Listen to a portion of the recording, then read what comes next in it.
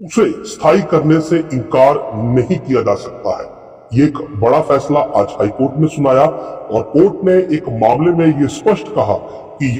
बहुत बहुत शुक्रिया आप सभी डेली विजिटर्स, आप सभी मुलाजमीन को ज्वाइन करने के लिए, जितने भी आप अलग अलग डिपार्टमेंट्स में काम कर रहे, जितने भी टेम्परेरी एम्प्लॉयज़ हैं, आप इस वीडियो को देख रहे हो। आप सभी के लिए एक बड़ी खबर सामने निकल कर आ चुकी है हाई कोर्ट की तरफ से। तमाम जितने भी टेम्परेरी एम्प्लॉयज़ हैं जिन्हें यहाँ पर डेली विजिटर्स के नाम से यहाँ पर बुलाया जाता है, उनके लिए एक बड़ा ऑर्डर जो यहाँ पर हाई कोर्ट की तरफ से सामने निकल कर आया है। आप सभी के रेगुलाइजेशन को लेकर, आप सभी की सैलरी को लेकर एक बड़ा ऑर्डर आया है। क्या कुछ आप सभी के लिए सामने निकल कर आया है, आगे आप इस रिपोर्ट में जान लीजिएगा। लेकिन ये सब जानने से पहले जितने भी डेली विजिटर्स भाई, जितने भी एम्प्लॉयज़ पहली बार चैनल पर आए हो, चैनल को भी आप जरूर सब्सक्राइब कर देना, ताकि आपके रिगार्डिंग कोई भी अपडेट आती है आपको हमारे यूट्यूब चैनल पर update time to time provide कर दिया जाता है। चैनल को आप जरूर सब्सक्राइब कीजिएगा। चलिए पहले एक नज़र आप इस अपडेट पर क्या कुछ आप सभी के लिए सामने निकल कर आया है हाईकोर्ट की तरफ से, तो फिर जो हम आगे मजीद बात करेंगे। ऑर्गेनाइजेशन को लेकर एक बड़ा आदेश पारित किया और ये स्पष्ट किया कि कोई भी मुलाजिम जो कि 7 वर्षों से लगातार किसी डिपार्टमेंट में काम कर रहा है तो उसे स्थायी करने से इनकार नहीं किया जा सकता है। ये एक बड़ा फैसला आज हाईकोर्ट ने सुनाया और कोर्ट ने एक मामले में ये स्पष्ट कहा कि यदि कोई मुलाजिम लगातार 7 वर्षों से नौकरी पर आ रहा है तो ये उसका हक बनता है कि उसे रेगुलराइज किया जाए। कोर्ट के इस फैसले के बाद कहीं ना कहीं पीएचसी डेली वेजर्स या बहुत सारे महकमों में काम करने वाले वो एम्प्लॉयज जो कि 7 वर्षों से अधिक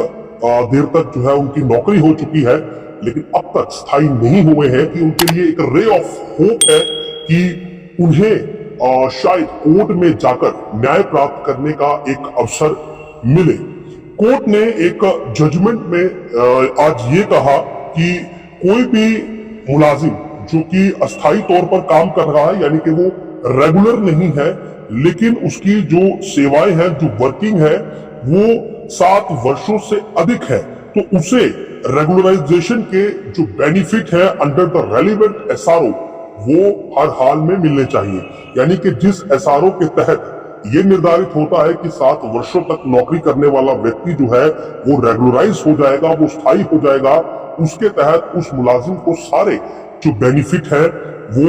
मिलने चाहिए। जस्टिस संजीव कुमार ने एक पिटीशन को सुनते हुए ये कहा जिसमें कि यूनिवर्सिटी के एक मुलाजिम ने रिटायरमेंट के बाद ये पिटीशन दायर की थी कि उसे जो रेगुलराइजेशन के बेनिफिट दिए गए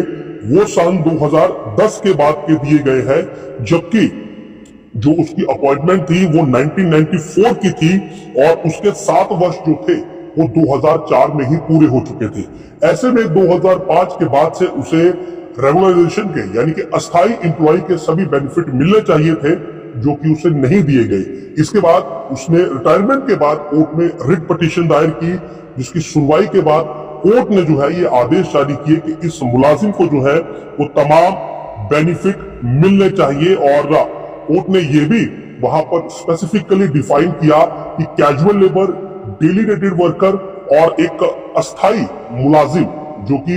अभी काम करते हैं बहुत सारे डिपार्टमेंट में, उसमें क्या डिफरेंस है और कौन सा एम्प्लॉय ऐसा है जिससे कि ये सारे बेनिफिट मिलने चाहिए। इस पूरे मामले में घार सिंह नाम का एक पिटिशनर था, उसने ये पूरा मामला कोर्ट में लगाया था और जो तारीखें मैंने बताई कि उसने कहा कि 2010 में यूनिवर्सिटी में वो रेगुलराइज हुआ, लेकिन जो बेनिफिट उसे मिलने चाहिए थे क्योंकि वो 1994 का अपॉइंटी है तो उसे 2004 से ही यानी कि उसके 7 साल पूरे हो चुके थे, 2005 से उसे बेनिफिट मिलने चाहिए थे। लेकिन उसने रिटायरमेंट के बाद ये केस वहां पर फाइल किया और कोर्ट ने इस बात को माना कि इस व्यक्ति को जो है यानी कि घार सिंह को जो है वो तमाम बेनिफिट जो है वो मिलने चाहिए एसआरओ 64 के अंतर्गत। यानी कि एसआरओ 64 ये कहता है कि कोई भी एम्प्लॉय जो कि लगातार बिना किसी ब्रेक के 7 साल तक नौकरी कर रहा है, आपसे वेजेस जो सरकार ने फिक्स किए हैं वो ले रहा है, तो फिर 7 सालों के बाद आप उसे स्थायी करेंगे। ऐसे में अब मामला उठता है पीएचई डेली वेजर्स का। बहुत सारे डिपार्टमेंट में डेली वेजर्स है जिनके साथ छोड़ के 10 साल से अधिक का समय हो चुका है, लेकिन उनके प्रोटेस्ट होते हैं और कई बार उनकी लंबी लंबी स्ट्राइकें चलती है, लेकिन उनका मामला हल नहीं होता है। यहाँ पर कोर्ट ने एक बात बहुत स्पष्ट की और कोर्ट ने कहा कि जो कैजुअल लेबर है